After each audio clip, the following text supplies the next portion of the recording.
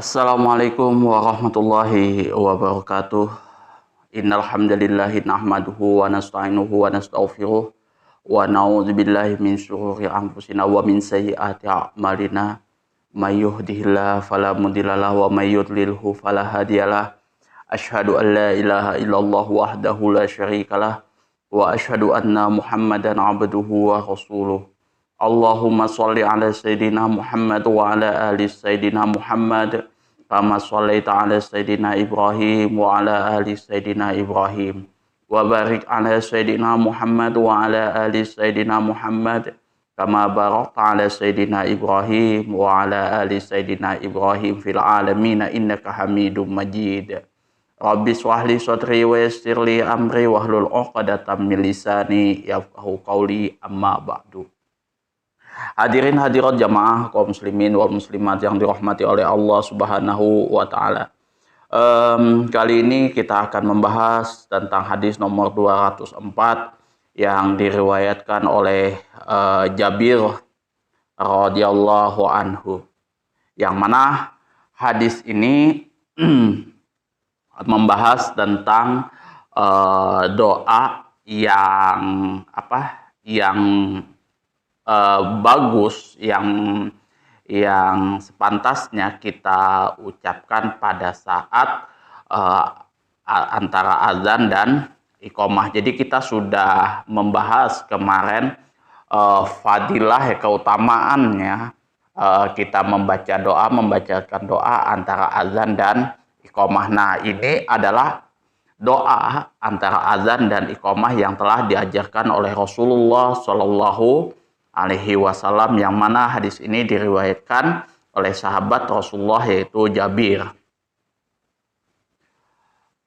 An Jabirin radhiyallahu anhu anna Rasulullah sallallahu alaihi wasallam qala man qala hina yasma'un nida Allahumma rabb hadhihi ad-da'wati tammah wassalatil qaimah ati Muhammadanil wasilata wal fadilata wa ba'ashu maqamam mahmudanil ladzi wa'adtahu khallat lahu syafa'ati yaumal qiyamati ahrajahul arba'ah.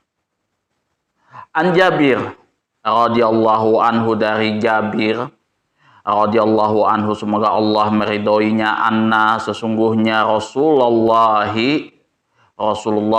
sallallahu alaihi wasallam qala telah bersabda, man qala barang siapa yang mengucapkan hina ketika yasmaun nida mendengar azan, Allahumma ya Allah, robba pemilik hadhihi da'wati tammah, seruan yang sempurna ini, panggilan yang sempurna ini.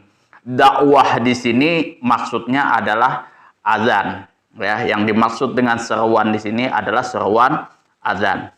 Wassalatil qaimah, dan salat yang kekal, terus dilaksanakan. Ati Muhammadanil wasilata wal fadilah, ati berikanlah Muhammadan kepada Nabi Muhammad. Jadi berikanlah ya Allah. Jadi di sini ati di sini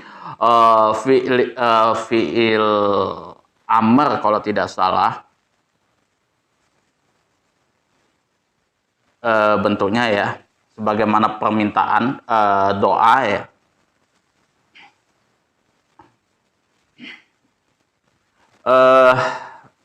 Di sini permohonan kepada Allah. Di sini Muhammadan ini jadi maf'ul. Biasanya kalau fiil amar atau nida permohonan itu domirnya mustatarun takdiruhu anta. Itu failnya. Kalau Muhammad di sini maf'ulnya. Jadi walaupun di sini ati saja, fiil amr saja, tidak disebutkan antanya, itu sudah artinya sudah otomatis yang dimaksud di situ, yang diminta adalah engkau gitu, berikanlah gitu kan. Kasih ya, berikanlah kayak gitu kan. Nah, artinya ya kamu yang kasih kayak gitu, bukan saya. Al wasilata, wasilah, wal fadilata, dan keutamaan. Wa ba'asu, dan sampaikanlah kepada beliau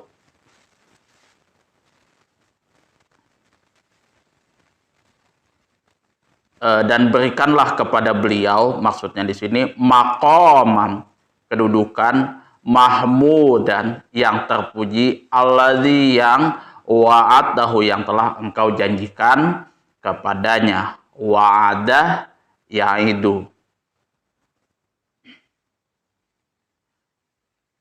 Khollat. Nah, jadi kalau misalkan kita sudah membacakan doa tadi, Allahumma robba hadhihi da'wati tammah wassolatil qaimah ati Muhammadal wasilata wal fadilah wa ba'asu maqamam mahmudanil ladzi wa'atta. Nah, khollat lahu, maka ia pasti akan memperoleh syafaati, syafaatku, yaumal kiamah, pada hari kiamat. Akhrajahul arba'ah. Hadis ini diriwayatkan oleh al-Imam al-arba'ah. Ya, jadi kalau di dalam kitab Bulughul Maram ini yang diriwayatkan oleh Jabir itu sampai wa'attah saja. Innaka la tuhliful mi'atnya itu tidak disebutkan. Jadi Allahumma robba hadhihi da'wati tammah wassolatil qaimah ati Muhammadanil wasilata wal fadilah wa ba'ashu maqamam mahmudanil ladzi wa'attah. Itu. Jadi kalau sudah orang membaca ini sudah otomatis dia mendapat syafaat Rasulullah Shallallahu Alaihi Wasallam di hari kiamat. Itu sudah janji yang diberikan, yang sudah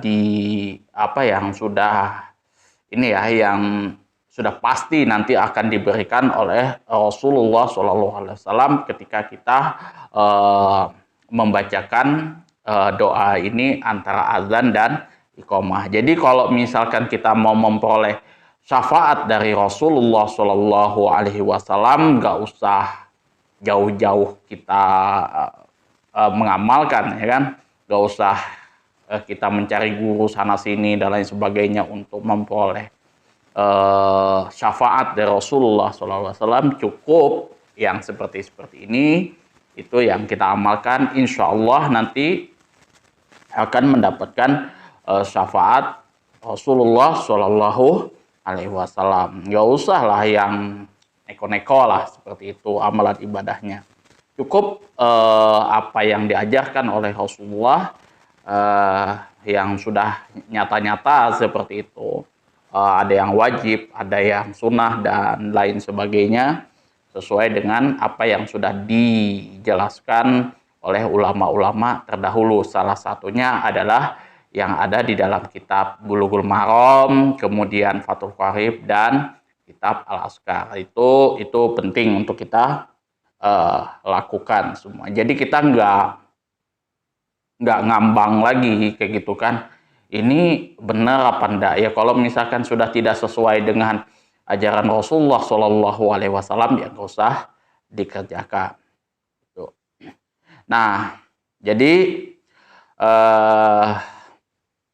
itu tadi ya doa yang diajarkan oleh Rasulullah Shallallahu Alaihi Wasallam. Nah, kita akan melihat makna keseluruhannya seperti apa. Nah, dari makna keseluruhan ini nanti apa sih tujuan daripada Rasulullah Shallallahu Alaihi Wasallam mengajarkan doa ini? Rasulullah Shallallahu Alaihi Wasallam memberikan petunjuk tentang doa yang mendatangkan kebaikan berlimpah bagi orang yang mengekalkannya sesudah azan. Mengekalkannya ini artinya istiqomah dalam membaca doa ini sesudah azan. Jadi kalau sesudah azan itu otomatis ini doa antara azan dan iqomah. Nah, waktu sesudah azan merupakan salah satu waktu yang diperkenankannya doa dan turunnya rahmat dari langit kepada hamba-hamba Allah Subhanahu wa Ta'ala. Ketika sudah azan sholat wajib itu, maka rahmat Allah Subhanahu wa Ta'ala akan turun dari langit kepada hamba-hambanya. Nah, disitulah saat yang bagus untuk kita berdoa kepada Allah Subhanahu wa Ta'ala. Salah satunya adalah doa ini. Nah, apabila doa ini kita konsisten, istiqomah di dalam membacanya, maka Rasulullah sudah memberikan jaminan di sini dia akan mendapatkan syafaatku di hari kiamat. Penting ya kan syafaat daripada Rasulullah Shallallahu Alaihi Wasallam, karena seberapa banyak amalan kita kalau kita tidak mendapatkan syafaat dari Rasulullah Shallallahu Alaihi Wasallam itu susah rasanya, itu kan susah rasanya. Tapi yang intinya itu yang sudah menjadi tuntunan daripada Rasulullah Shallallahu Alaihi Wasallam. Tapi ini juga kalau menurut saya sih ambigu juga kalau yang ada di masyarakat itu kan, yang namanya amalan-amalan itu ya sholat apa segala macam, zakat itu adalah tuntunan daripada Rasulullah Shallallahu Alaihi Wasallam. Orang yang lazim mengerjakan sholatnya, insya Allah juga dia akan mengerjakan apa yang diperintah daripada Allah Subhanahu wa Ta'ala dan Rasulnya, itu sudah otomatis ya masuk kepada masuk surga, dengan catatan yaitu tadi ikhlas karena Allah Subhanahu wa Ta'ala. Itu ya kan, itu kita sudah bahas di dalam kitab Al-Azkar. Itu ininya keutamaan tentang ikhlas itu sendiri. Nah, terus biasanya kalau teman-teman saya tuh banyak bertanya kayak gitu kan, terus kalau misalkan sholawatnya di mana kayak gitu kan. Nah, kita kalau yang namanya sholawat itu di dalam sholat itu ya pada saat kita tahiyat itu sholawat kepada Rasulullah Shallallahu Alaihi Wasallam, termasuk yang ini tadi. Nah, kalau kita mau mendapatkan syafaat daripada Rasulullah SAW, nggak usah kemana-mana gitu kan. Cukup dengan mengamalkan ini rutin secara istiqomah, otomatis kita nanti akan mendapat syafaat daripada Rasulullah SAW. Dan itu adalah janji daripada Rasulullah SAW. Nah, itu nggak usah yang macam-macam lagi, sudah sholawat-sholawatnya.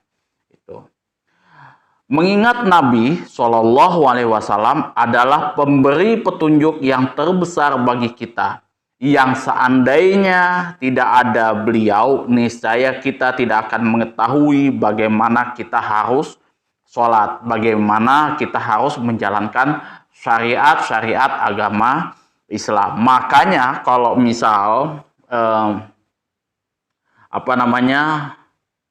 Imam Abu Hanifah itu mengatakan bahwasanya seandainya tidak ada hadis itu, maka kita tidak akan bisa memahami Al-Qur'an itu secara utuh, gitu kan? Secara utuh. Nah, jadi kalau kita baca tafsir Ibnu Katsir itu kan, nah itu kebanyakan itu ya ditafsirkan oleh ulama Ibnu Katsir itu menggunakan hadis, ya kan, seperti itu. Aqimus sholah wa atuz zakah, itu di dalam Al-Quran, seperti itu aja kalau yang ada di dalam Al-Quran. Tapi bagaimana cara sholat dan zakat itu adanya di dalam ilmu hadis seperti itu. Maka beliaulah yang berhak memiliki keutamaan terbesar dalam hal ini. Oleh karena itu beliau berhak mendapat doa secara khusus dari kita, yaitu memohon wasilah, keutamaan, derajat yang tinggi dan kedudukan yang terpuji baginya sebagai balasan kita atas sebagian dari kewajiban yang telah beliau tunaikan buat kita. Dengan demikian maka bertambahlah kesempurnaan beliau di atas kesempurnaan. Jadi dengan kita mendoakan Rasulullah SAW, otomatis kita juga akan kita juga akan dapat pahalanya juga di sisi Allah Subhanahu wa Ta'ala sesuai dengan apa yang sudah diajarkan Rasulullah Shallallahu Alaihi Wasallam. Nah, jadi kalau misal kita berada di makamnya Rasulullah Shallallahu Alaihi Wasallam, kemudian berada di makam para sahabat, ulama dan lain sebagainya, gak usah minta yang macam-macam kayak gitu. Cukup kita memohon ampun, kita memohonkan ampun kepada Allah Subhanahu wa Ta'ala apa-apa yang telah mereka perbuat seperti itu. Nah, jadi kita memohon ampunan, kemudian apalagi di situ supaya kita terus istiqomah dalam menjalankan amal ibadah kita seperti itu. Nggak ada hal-hal yang lain lah kayak gitu. Kalau misalkan ada masalah-masalah duniawi, itu tidak ada masalah selama masalah-masalah duniawi ini yang memang betul-betul halal gitu. Jangan sampai misalkan berada di di makom Hijr Ismail kalau tidak salah seperti itu. Nah, itu minta supaya usaha togelnya lancar, berjudinya lancar dan lain sebagainya, itu malah salah nantinya. Memang betul itu akan dikabulkan oleh Allah Subhanahu wa Ta'ala. Dia akan punya usaha perjudian yang besar dan lain sebagainya, tapi itu istidraj, ya kan, dia nanti akan langsung dimasukkan oleh Allah Subhanahu wa Ta'ala langsung di neraka gitu tanpa hisab, kan. Itu yang harus kita panjatkan doa. Jadi upayakan kalau misal kita berada dalam usaha-usaha yang dosa itu, ya kita harus memohon kepada Allah supaya Allah memberikan usaha-usaha yang lebih baik, yang halal itu menurut Allah Subhanahu wa Ta'ala. Walaupun terkadang usaha yang halal ini ya tidak sepenuhnya hasilnya tidak memuaskan lah bagi kita kayak gitu kan. Bagi kita contoh lah channel seperti ini kan, ya view-nya ya nggak jauh-jauh amat, paling ya 100-200 ribu lah paling nggak gitu kan. Beda kalau sama konten-konten yang itu view-nya sekali tayang kayak gitu langsung boom. Itu ya itulah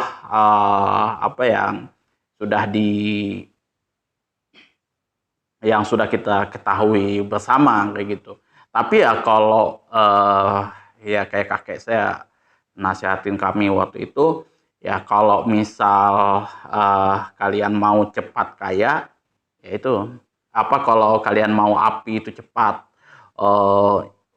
besar kayak gitu, bikin dia kayu dia itu ada yang berbujur begini ya, lurus, ada yang seperti ini. Pokoknya dia diselang-seling seperti itu. Seperti itu juga usaha. Kalau misalkan kita mau cepat kayak halal haram sikat kayak gitu, tapi dia cepat padamnya kayak gitu. Tapi kalau misalkan kita semuanya buju apa ya istilahnya ya lurus seperti itu aja kayunya kayak gitu kan, memang apinya itu lambat ininya besarnya, tapi dia juga lambat padamnya seperti itu ya. Ya usaha kayak gitu kan, kalau kita mau yang halal halal aja ya memang lambat kita mau kayanya, tapi ya kalau misalnya kita kaya itu juga lambat ini padamnya seperti itu, dan itu akan menjadi amal ibadah kita nanti di akhirat. Itu jangan kita merasa iri dengan apa yang telah diberikan oleh Allah Subhanahu wa taala kepada kita gitu kan. Misalkan ya kayak sekarang itu kan banyak konten-konten yang memamerkan kekayaan seperti itu kan. Oh, uang berapa ratus juta cuman dilempar dari balkon kayak gitu kan. Kemudian gabutnya aja dia beli mobil Tesla, BMW dan lain sebagainya. Kita ya wah kok bisa seperti itu kan. Kalau saya pribadi ya cuman ketawa-ketawa aja kayak gitu kan. Ya yang saya tahu sih kalau orang-orang kaya itu yang saya tahu ya, sepengetahuan yang saya tahu itu nggak sesimpel itu dia apa ya, nggak sebahagia itu juga dia mempunyai kekayaan itu. Yang biasanya kalau orang kaya itu sakitnya yang bikin mereka sakit kepala itu apa? Kalau misalkan usaha lagi turun, tagihan lagi naik. Itu. Tuh kan biasanya itu kalau orang kaya itu kan misal uang yang terkumpul 300 juta, sedangkan tagihan yang masuk sudah ya 700 800 juta itu. Waktu jatuh tempo sudah tinggal 3 hari 4 hari lagi. Kemana kita mau ngejar ini duit kayak gitu.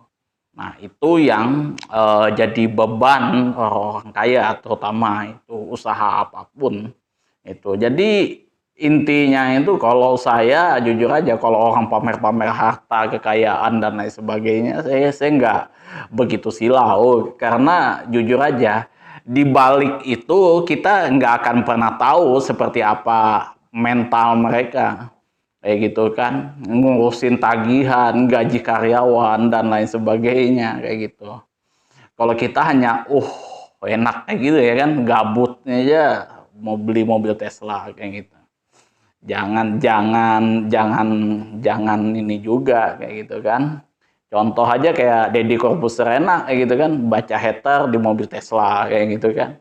Tapi kita nggak tahu dapurnya dia kayak gimana kayak gitu kan, stresnya dia kayak gimana, lagi PPKM kayak gitu, gym tutup, dia harus bayar tagihan.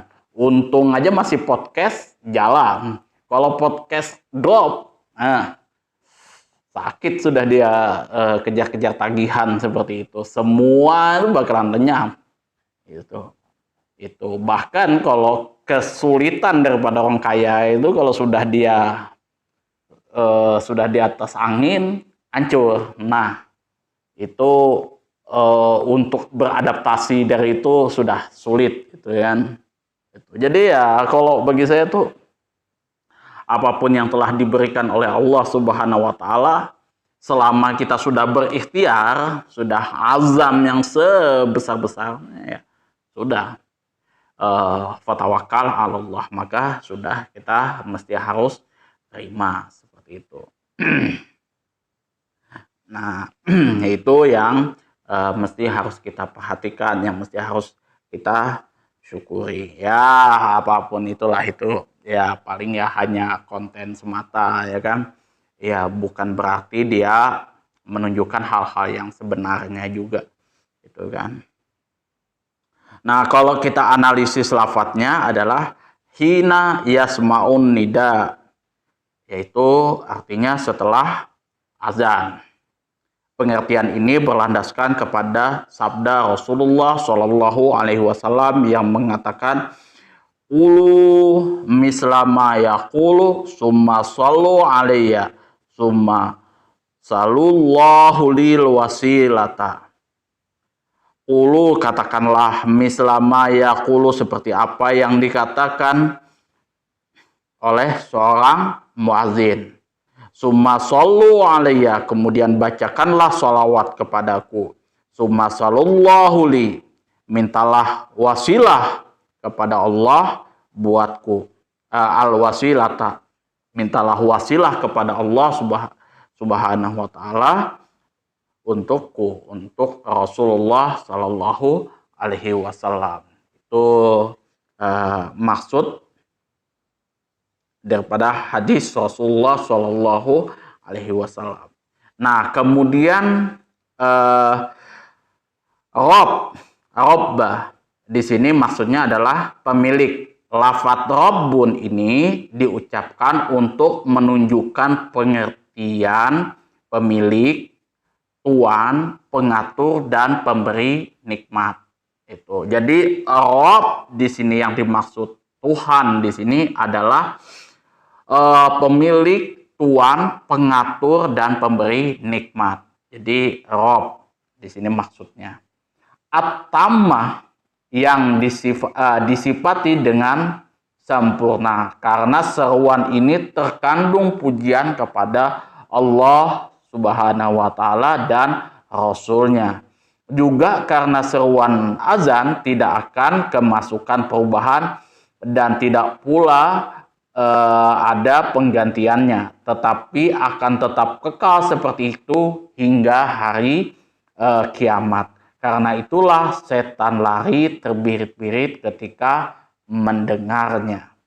Lain halnya dengan ibadah yang lain. Ini kita sudah bahas di dalam kitab Al-Azkar, ya kan, masalah azan dan lain sebagainya. Kalau misalkan setan mendengar azan, maka dia akan terbirit-birit. Tapi ini jenis setan dari jin, ya kan. Kalau jenis setan dari manusia ini wallahu alam, ya kan. Ada azan ya santuy saja, gitu kan. Malah dia yang membisikin kita lagi. Wassolatul qaimah, sholat yang kekal, yang tidak akan berubah dan tidak akan dimansuh oleh syariat apapun. Sesungguhnya sholat tetap kekal selagi masih ada langit dan bumi. Jadi sholat itu akan tetap ada, akan tetap menjadi syariat agama Islam dimanapun. Jadi kalau misalkan seseorang tersebut menjadi seorang muslim, ciri-cirinya adalah seseorang tersebut tidak meninggalkan sholatnya. Karena apapun mazhabnya, sholat 5 waktu ini adalah hal yang wajib dan tidak bisa dimansuh, tidak bisa dihapus oleh syariat-syariat yang lainnya. Seperti itu. Mungkin ya kan ada ajaran lainnya kan, percuma kita sholat kan kalau kita nggak begini dan lain sebagainya. Tidak ada yang bisa menandingi daripada syariat sholat. Jadi sholat itu adalah hal yang nomor satu yang harus kita kerjakan. Jadi kalau misal ada yang mengatakan, ngapa percuma kamu sholat, ya istilahnya tunda-tunduk kayak gitu, kalau misalkan kamu berbuat seperti ini, itu juga bukan bukan patokannya kayak gitu kan. Yang namanya kita sholat ya sholat kayak gitu kan, seperti itu. Nggak peduli istilahnya nanti di akhirnya dia di tempat tongkongan dan lain sebagainya dia nanti akan berbuat baik dan jahat, itu nggak peduli. Itu lain ini lagi, lain masalah lagi itu nanti. Walaupun outputnya itu tetap berhubungan satu sama lain. Tapi yang saya bahas di sini adalah kewajiban kita sebagai seorang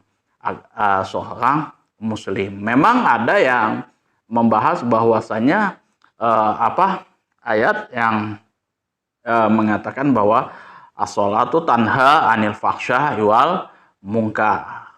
Di situ yang mana sholat itu dapat mencegah kita daripada kemungkaran seperti itu. Tapi yang ibadah memang betul-betul sudah khusyuk lah kita sudah tahu apa yang mesti harus kita lakukan, kemudian kita harus tahu tentang apa yang maksud daripada apa yang kita lakukan, ya itulah yang dimaksud dengan tanha anil fahsya wal munkar seperti itu. Itu biasanya sih yang saya tahu kebanyakan yang melakukan seperti itu tuh mereka tuh awam, tidak tahu dengan hal-hal seperti itu. Bahkan kebanyakan mereka dalam kondisi yang tidak berdaya. Tuh. Kita contoh dalam bab riba aja kan. Nah, bab riba. Oke, kita jarang melakukan yang namanya rentenir. Karena rentenir ini kalau dalam bab riba itu sudah dosa yang paling besar sudah itu. Itu pembahasannya di akhir kalau di dalam kitab Bulughul Maram. Itu dosa yang sudah paling besar. Tapi kebanyakan yang umum aku lihat itu kalau beriba itu ya suap menyuap itu. Sedangkan suap menyuap itu juga masuk dalam kategori riba. Itu sudah yang kalau menurut pandangan pribadi gitu ya riba yang tengah-tengah gitu. Kalau yang paling kecilnya saja dosanya itu ya seperti kita menyetubuhi ibu kandung kita sendiri, itu dosa yang paling kecil. Itu juga kalau teman-teman cek itu di dalam kitab Bulughul Maram ini juga pada bab riba, itu nanti kita bahas nanti continue seperti itu. Nah, kemudian ati Muhammadanil wasilah, berikanlah kepada Rasulullah SAW wasilah yang merupakan derajat yang paling tinggi di surga. Jadi ya kita memohon kepada Allah Subhanahu wa taala untuk memberikan kepada Rasulullah SAW kedudukan derajat yang paling tinggi di surga. Al-Fadilah di sini kedudukan yang lebih utama di atas semua makhluk. Jadi derajat yang paling tinggi di surga itu namanya wasilah. Kemudian fadilah di sini adalah kedudukan yang lebih utama di antara semua makhluk. Itu perbedaan antara wasilah dan fadilah. Kemudian waba'ashu maqamam mahmuda. Berikanlah dia Rasulullah SAW kepada kedudukan yang dipuji oleh orang-orang yang terdahulu dan orang-orang yang kemudian. Jadi kita memohon kepada Allah ini diberikan kepada Rasulullah yaitu wasilah, ya kan, derajat yang paling tinggi di surga, fadilah, kedudukan yang lebih utama di atas semua makhluk. Maqamam mahmuda di sini adalah kedudukan yang terpuji oleh orang-orang yang terdahulu dan orang-orang yang kemudian. Seperti itu. Maka orang yang mengucapkan doa seperti ini, halat lahu syafaati, maka wajiblah bagi dia. Nah, di sini dikatakan adalah wajiblah bagi dia mendapatkan syafaat dari Rasulullah Shallallahu Alaihi Wasallam dan dia berhak menerimanya, yaitu syafaat yang khusus bagi orang yang mengucapkan doa tersebut. Kalau sudah seperti ini, halat lahu, maka ya tanpa dia sadari, ya dia akan mendapatkan syafaat daripada Rasulullah Shallallahu Alaihi Wasallam. Jadi ya nggak usah yang aneh-aneh. Kalau kita mau bersolawat, kalau kita mau mendapatkan syafaat daripada Rasulullah SAW, amalkan aja ini rutin. Itu kan setiap sholat 5 waktu seperti itu. Jadi kalau kita mendengar azan seperti itu, setelah azan kita membaca doa. Ini nggak usah khawatir, itu sudah janji daripada Rasulullah SAW memberikan syafaat nanti kita di hari kiamat. Itu sudah janji daripada Rasulullah SAW. Syafaat ialah permohonan ampun dari segala dosa dan memohon kebaikan pahala yang dilakukan oleh seseorang buat orang lain. Jadi permohonan ampun dari segala dosa dan memohonkan kebaikan pahala di sini yang dilakukan oleh seseorang untuk orang yang lain.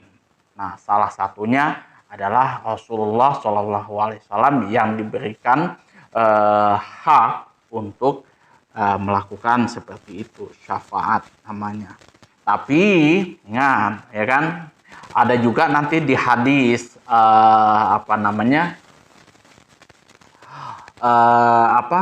Sahih Muslim babul imaroh. Nah, di situ babul imaroh ada nanti bagian bab lainnya itu masalah golul.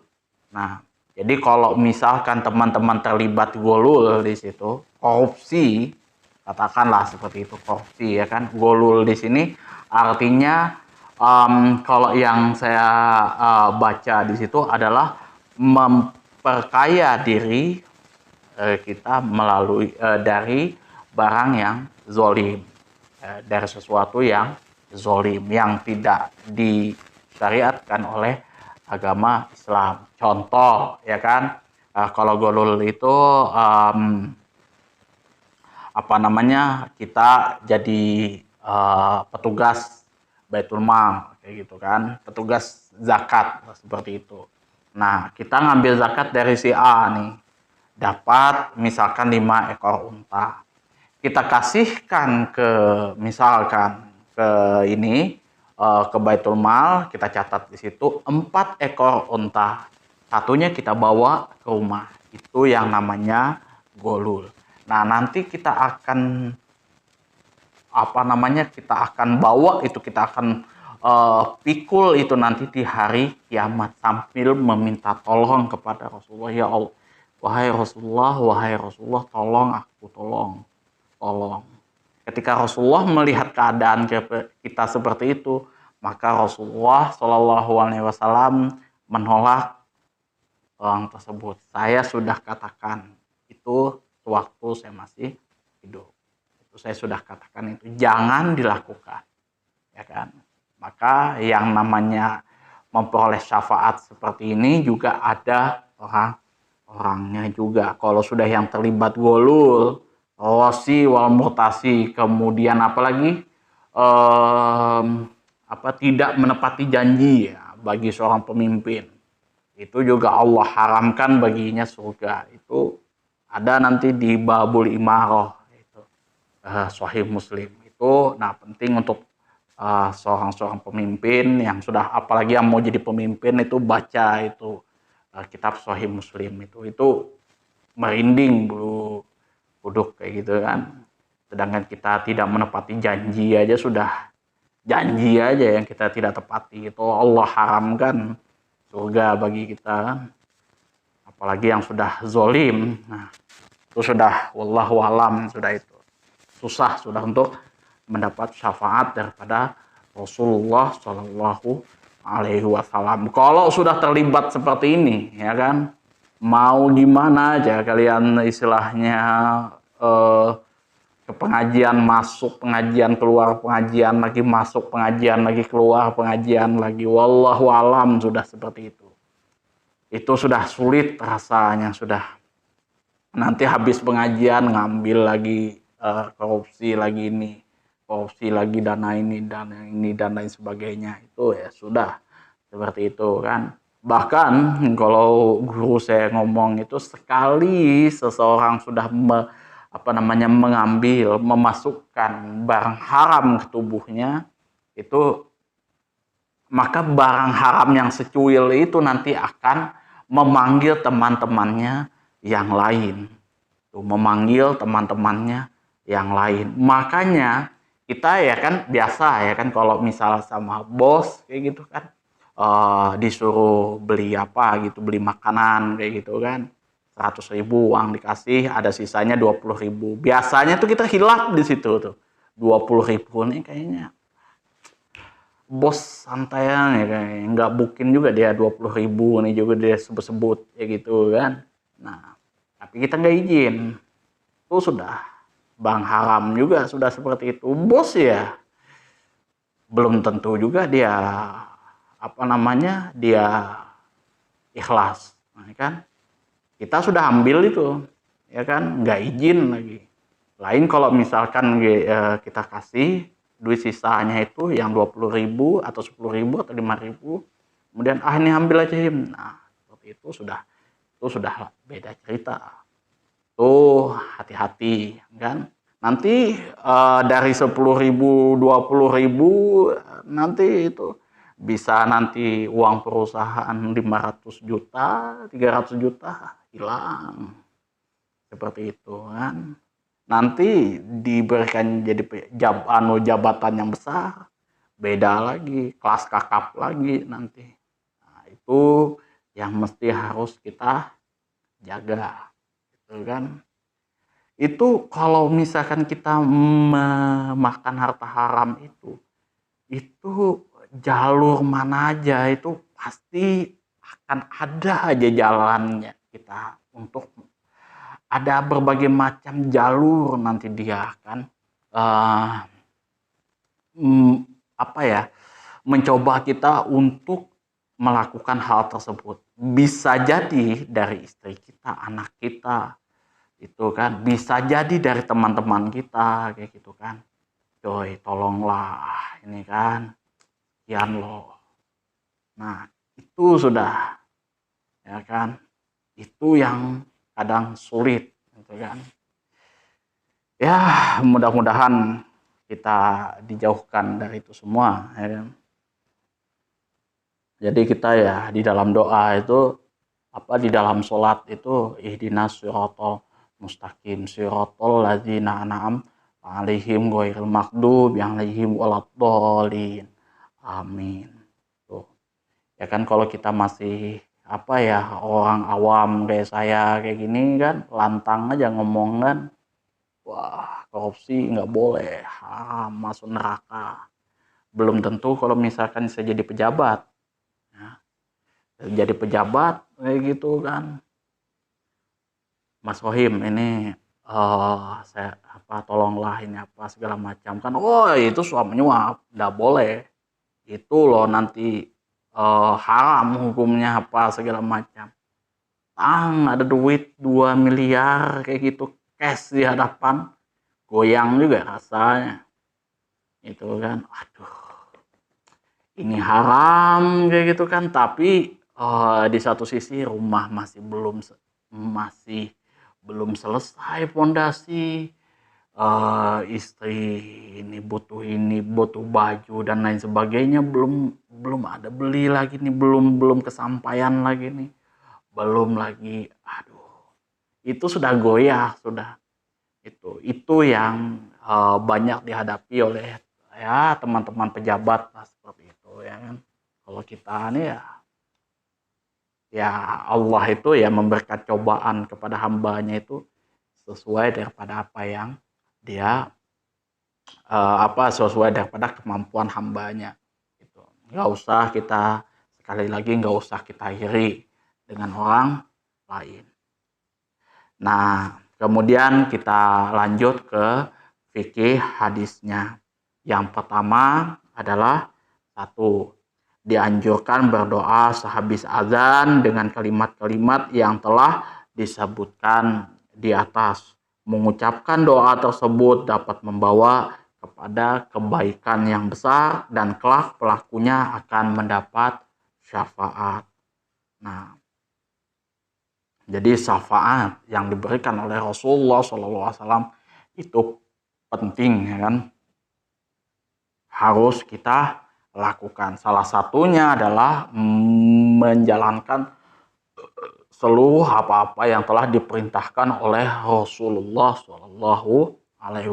Jadi lakukan aja apa yang dia, nggak usah yang namanya pikir orang kanan kiri, gitu kan.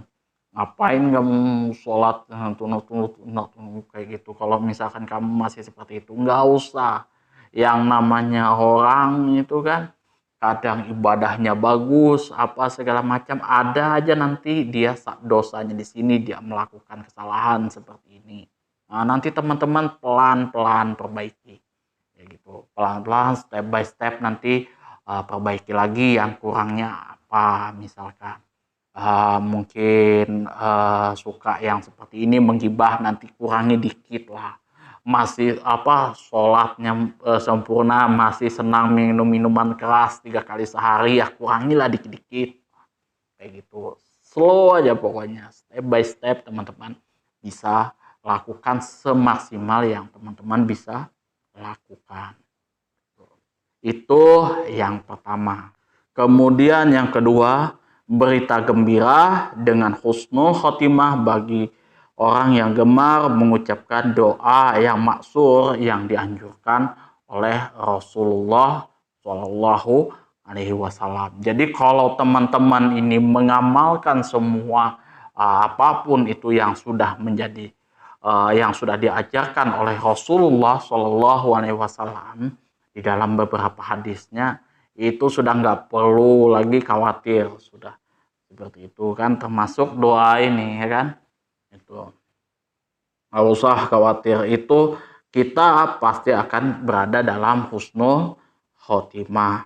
Yang ketiga, disyariatkan mendoakan orang yang lebih utama agar orang yang mendoakannya memperoleh manfaat yang lebih besar. Nah, itu yang biasa kita lakukan pada saat ziarah di makom, ya kan?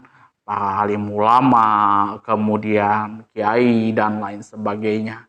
Tujuan kita di situ untuk mendoakan beliau supaya dosa-dosanya dihapus oleh Allah Subhanahu wa taala, supaya beliau mendapat kedudukan yang tinggi di hadapan Allah Subhanahu wa taala.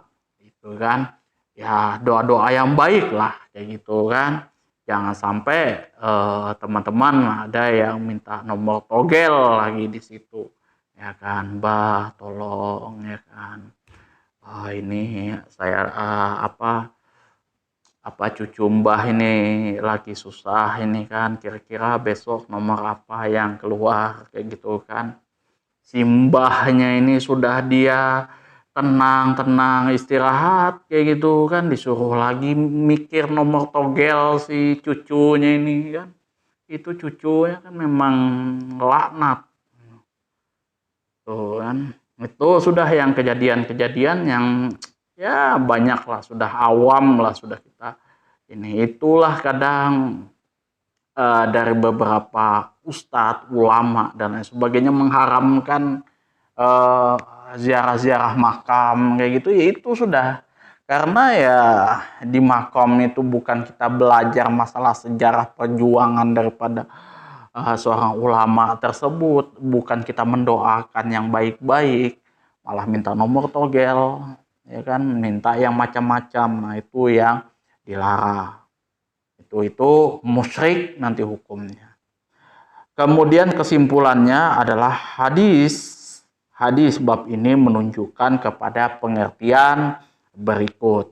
Yang pertama, disyariatkan azan dan iqamah bagi sholat-sholat fardu, melakukan azan dengan tenang dan melakukan iqamah dengan cepat. Jadi hadis-hadis ini kesimpulannya kita sudah bahas mulai dari bab pertama masalah azan sampai yang terakhir ini 204. Nah, disimpulkan yang pertama adalah disyariatkan azan dan iqamah bagi sholat fardu. Jadi azan dan iqomah itu hanya untuk sholat fardu, bukan untuk sholat-sholat sunnah yang lainnya. Itu kan. Kemudian melakukan azan dengan tenang, santuy kayak gitu. Kemudian melakukan iqomah dengan cepat. Melakukan tarji dalam azan dan taswib dalam azan sholat subuh. Nah, jadi kalau taswib itu khusus untuk sholat subuh. As-sholatu khairum minan naum. Kemudian menjamak dan mengkosor sholat dalam perjalanan. Ini juga disyariatkan untuk melakukan azan dan iqomah. Mengenai azan dan iqomah dalam sholat, jamak dan kosor masih diperselisihkan. Seperti yang sudah kita bahas sebelum-sebelumnya. Jadi ada perdebatan antara ulama tentang azan dan iqomah untuk sholat jamak dan kosor. Jadi ada yang iqomah saja tanpa azan. Ada juga yang menyebutkan azan dan iqomah itu sudah ikhtilaf mu'tabar, ya kan, yang sudah populer lah, sudah itu kan. Kemudian yang kedua, penjelasan mengenai lafaz azan yang sebagian besar diucapkan secara berulang-ulang, sedangkan lafaz iqomah diucapkan satu kali, ya kan. Jadi kita juga sudah bahas, ya kan, kalau azan itu dibaca berulang-ulang, Allahu Akbar, Allahu Akbar, asyhadu an la ilaha illallah, asyhadu an la ilaha illallah, asyhadu anna Muhammadar Rasulullah, asyhadu anna Muhammadar Rasulullah, hayya 'alas shalah, hayya 'alas shalah, hayya 'alal falah, hayya 'alal falah, Allahu Akbar, la ilaha illallah. Tapi kalau iqomah beda, Allahu Akbar, kemudian asyhadu an la ilaha illallah, asyhadu anna Muhammadar Rasulullah, hayya 'alas shalah, hayya 'alal falah, qad qamatis shalah, Allahu Akbar, la ilaha illallah di situ. Ya, jadi asyhadu an la ilaha illallahnya dibaca satu kali, asyhadu anna Muhammadar Rasulullahnya dibaca satu kali. Itu yang dimaksud. Sama hayya 'alas shalah dibaca satu kali juga, hayya 'alal falah dibaca satu kali juga. Kemudian yang ketiga, muazin atau juru azan disunahkan memiliki suara yang bagus dan keras, ya, nyaring seperti itu, dan hendaknya ia tidak menerima upah dari azannya itu. Azan dilakukan di tempat yang tinggi, kemudian pelakunya meletakkan kedua telunjuknya pada kedua telinga, kemudian menoleh ke kanan dan ke kiri, dan membaca hayya 'alatain, hayya 'alas shalah, hayya 'alal falah. Disunahkan makan sahur, boleh makan dan minum sampai terbitnya fajar dan kedua. Ini kemarin juga kita sudah bahas step by stepnya, itu kan. Jadi muazin disunahkan mempunyai suara yang bagus, yang nyaring. Ini sudah kita bahas di hadis yang pertama di dalam bab azan. Bagaimana ketika yang mengetahui pertama kali yaitu Abdullah bin Zaid, tapi yang disuruh mengumandangkan azan adalah Bilal bin Rabah. Salah satu faktornya adalah suara yang bagus dan keras. Kemudian juga kita sudah bahas bagaimana seorang muazin itu dilarang menerima upah meminta upah daripada azannya. Dan biasanya di Indonesia tidak seperti itu. Ya, jadi hanya dia bukan cuma muazin saja, tapi dia yang menjaga lingkungan masjid, bertanggung jawab masalah masjid tersebut. Nah, itu beda lagi, yang mana duitnya, gajinya itu diambil daripada uang-uang masyarakat yang sudah disepakati baru. Nah, ini juga ada perbedaan pandangan juga seperti itu, ya kan? Itu. Tapi kalau misalkan kita wani piro kayak gitu kan, azan azan kayak gitu kan, wani piro, nah itu yang mutlak haram, tidak boleh seperti itu kan. Kemudian di sini Azan dilakukan di tempat yang tinggi. Kalau di zaman dulu itu ya di atas bukit, di atas menara kayak gitu kan. Kita naik. Kalau sekarang sudah beda zamannya. Yang naik di atas itu cuman tawanya. Itu biasanya kita pakai speaker, mixer dan lain sebagainya untuk menunjang suara kita supaya bisa lebih didengar oleh orang banyak. Ini bukan masalah bid'ah ya. Ini nggak masuk dalam bab bid'ah di sini. Ulama tidak ada yang membahas masalah bid'ah yang seperti ini. Yang biasa bid'ah yang dibahas oleh para ulama, baik itu Imam Syafi'i yang mengatakan ada bid'ah hasanah dan bid'ah dolalah. Kemudian ada yang mempersempit cuma bid'ah bid'ah saja, tidak ada yang namanya bid'ah hasanah dan bid'ah dolalah. Pokoknya semua yang namanya bid'ah itu sudah dolalah. Itu juga semuanya pasti yang mereka bahas itu adalah masalah-masalah sholat, terutama ya masalah azan. Ya kan, tidak boleh ada ucapan-ucapan lain yang masuk pada bab azan. Itu hukumnya juga bid'ah ya kan. Misal sebelum azan kayak gitu kan sunnah misal berehem 3 kali, itu bid'ah gitu kan. Ada ya pokoknya. Kemudian di sini pelakunya meletakkan kedua jari telunjuk kepada kedua telinganya. Nah, ini adalah amalan yang dilakukan oleh Bilal bin Rabah. Jadi tidak ada keutamaan lain di sini ya kan. Pada saat kita menutup kuping, kemudian menoleh ke kanan dan ke kiri. Dikala kita membaca hayya 'alat tain. Kan jadi hayya 'alas shalah, kemudian kita hayya 'alal falah. Itu kita kemarin sudah bahas ya kan. Kemudian juga disunahkan makan sahur dan boleh makan dan minum sampai terbitnya fajar yang kedua. Kemudian yang keempat, menjawab orang azan dengan menirukan sebagian besar lafaz azan dan mengganti hayya 'alat tain dengan hauqalatain.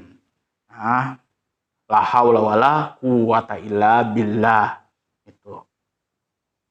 Kemudian yang kelima, boleh mengangkat juru azan untuk satu masjid. Boleh mengangkat 2 juru azan untuk satu masjid. Salah seorang diantaranya azan sesudah yang lainnya. Kemudian ini juga kita bahas ya kan. Ada yang namanya Abdullah bin Ummu Salamah, kemudian ada juga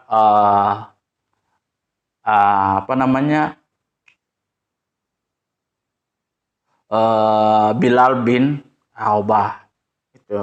Kemudian hal ini dilakukan dalam sholat subuh, yakni beberapa waktu sebelum dan sesudah masuk waktunya. Jadi orang yang tunanetra boleh mengumandangkan azan dengan orang yang tunanetra di sini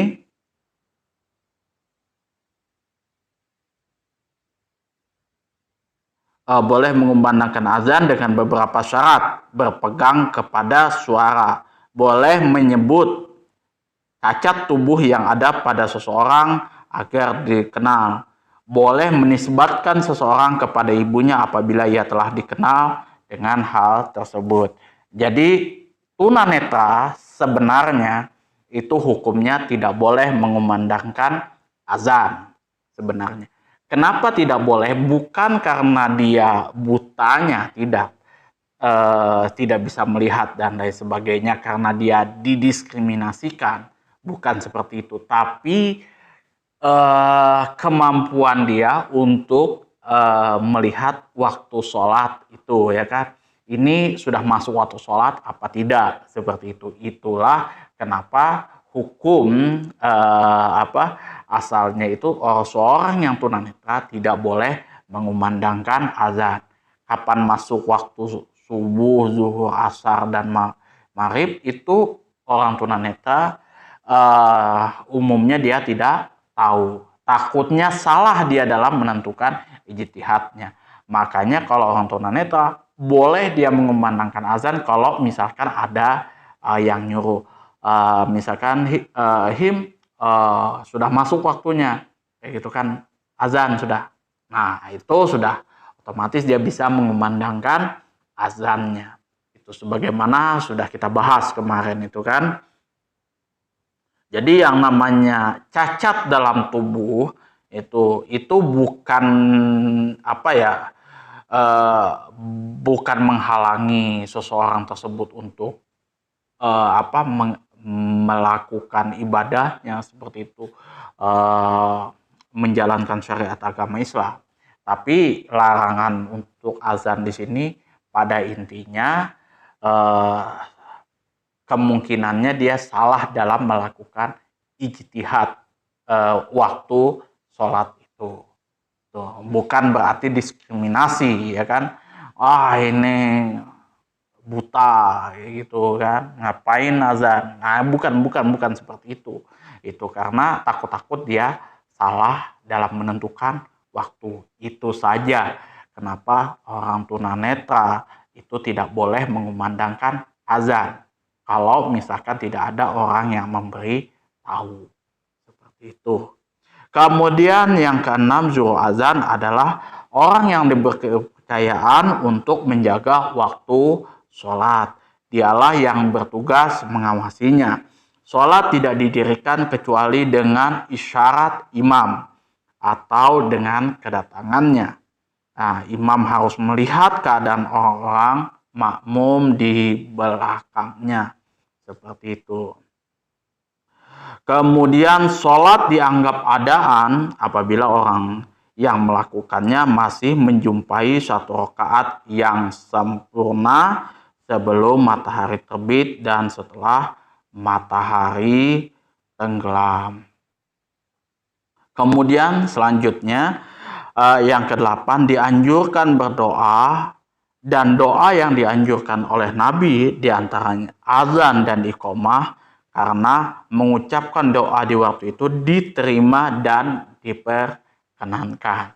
Jadi yang namanya berdoa antara azan dan iqomah ini adalah salah satu waktu yang mustajab untuk kita lakukan. Itu ya, wajiblah kita berdoa di sini karena ini sudah menjadi kesempatan kita untuk berdoa apapun di situ ya kan, karena rahmat Allah yang dari langit itu turun kepada hamba-hambanya, disitulah kesempatan kita. Nah, salah satu doa yang diajarkan oleh Rasulullah SAW adalah Allahumma rabba hadhihi da'wati tammah wassalatil qaimah ati Muhammadanil wasilata wal fadilah wa ba'ashu maqamam mahmudanil ladzi wa'atah. Nah, maka seseorang tersebut khalat lahu syafaati yaumal kiamah, pasti akan mendapat syafaatku nanti di hari kiamat. Nah, itu janji yang janji yang akan diberikan oleh Rasulullah SAW kepada hambanya yang istiqomah mengamalkan doa ini sesudah azan. Seperti itu. Jadi ya nggak usah sekali lagi nggak usah mencari amalan-amalan yang wallahu alam itu ya kan, ada berbau-bau bid'ah dan lain sebagainya, itu nggak usah, itu kan yang lain-lain daripada yang lain, tidak usah, cukup apa yang diajarkan oleh Al-Quran, yang ada di dalam Al-Quran dan hadis yang sudah diajarkan oleh Rasulullah SAW, itu yang kita utamakan terlebih dahulu. Nah, nanti baru yang lain-lain menyusul step by step seperti itu. Jangan sampai ibadah yang sunnah kemudian mengalahkan kepada ibadah yang wajib. Biasanya kalau sudah yang namanya hal-hal yang berbau bid'ah itu ya seperti itu. Masuknya dia di bab sunnah aja kayak gitu. Tapi yang diunggulkan daripada ini ya yang ininya ini, gitu. Yang ininya ini itu bukan yang wajib-wajibnya. Yang biasanya kalau misalkan ajaran daripada Ahlus Sunnah wal Jamaah wajib yang nomor satu, baru nanti yang sunnah-sunnahnya seperti itu. Kalau misal mungkin dirasa kurang ya bisa dilakukan zikir setelah sholat kayak gitu. Kemudian kita melakukan sunnah-sunnah yang lain kayak misalkan sholat rawatib dan lain sebagainya. Itu ya itu kita bisa, teman-teman bisa cek di dalam kitab Al-Azkar. Di situ kan ada apa namanya zikir-zikir yang wajib kayak gitu. Teman-teman amalkan aja hadis-hadis sahih yang ada di dalam kitab Al-Azkar itu. Mulai dari bangun tidur sampai tidur lagi. Insya Allah sudah bengek, ya kan? Itu saja yang dapat saya sampaikan. Kurang dan lebihnya saya mohon maaf yang sebesar-besarnya apabila ada kata-kata yang saya salah, ada kata-kata yang saya menyinggung. Seperti itu. Apapun perbedaan pandangan itu bukan berarti saya menjelek-jelekan Ustadz Antum, menyalah-nyalahkan keadaan Antum, tidak seperti itu. Tapi ya untuk kita sama-sama belajar lagi. Seperti itu. Saya pun juga masih belajar dan belajar. Biasanya kalau kami di pondok itu kalau sudah berbicara masalah hukum-hukum itu nanti NU itu dalilnya seperti ini, Muhammadiyah seperti ini persis, seperti ini dan lain sebagainya. Tuh. Kalau ada saran, masukan dan lain sebagainya bisa nanti atur di kolom komen. Oh ya, saya lupa yang saya jawab. Ada pertanyaan di kolom komentar. Ini mohon maaf saya hampir lupa ini. Ustadz, apakah kalau tidak salah itu boleh patungan? Maksudnya mungkin ya zakat tersebut boleh patungan. Nah, setahu saya sependek yang saya tahu kalau zakat tidak boleh patungan. Itu ya. Jadi kalau misalkan teman-teman nggak mencukupi nisabnya, nisabnya nggak mencukupi dari apa yang mau dizakatkan, otomatis teman-teman nggak bisa berzakat.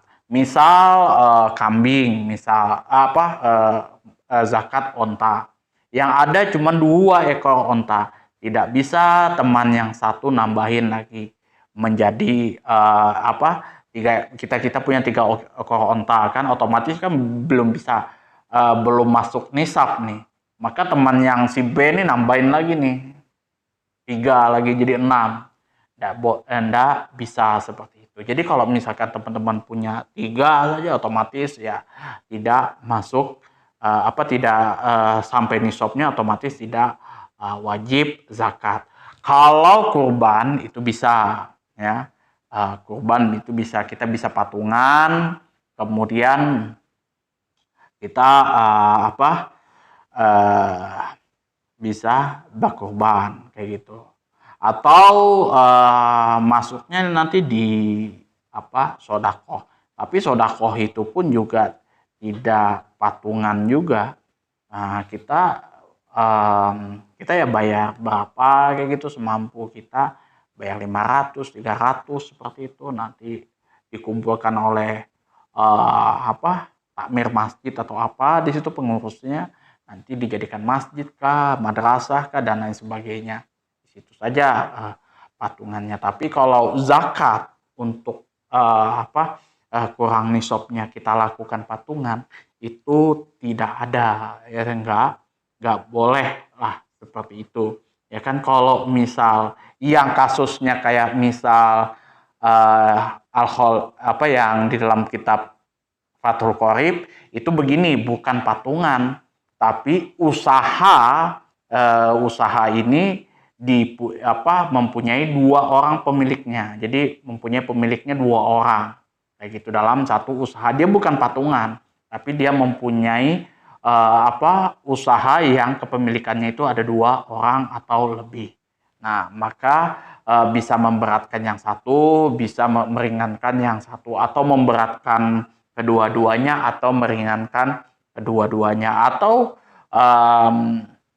ya itu kita sudah bahas di dalam kitab Fathul Qorib kemarin. Jadi kalau untuk itu bukan patungan ya. Kalau yang itu tidak bisa kita kiaskan pada harta zakat-zakat yang lain yang tidak cukup nisabnya kita lakukan patungan, tidak. Tapi ini usaha yang kepemilikannya 2 orang. Seperti itu. Jadi kalau untuk zakat sejauh mata saya memandang tidak bisa patungan. Orang lain nempok di sini tidak boleh. Jadi semua itu kalau misalkan dia belum sampai nisabnya ya tidak bisa. Mungkin itu saja pertanyaan yang dapat saya jawab ya. Mudah-mudahan bisa memberikan pencerahan untuk teman-teman semua ya. Ini saya hampir lupa pertanyaan teman-teman yang ada di kolom komentar. Kalau ada lagi silahkan atur di kolom komentar, nanti saya akan jawab seringkas dan sesimpel mungkin. Akhirul kalam, wabillahi taufiq wal hidayah. Assalamualaikum warahmatullahi wabarakatuh.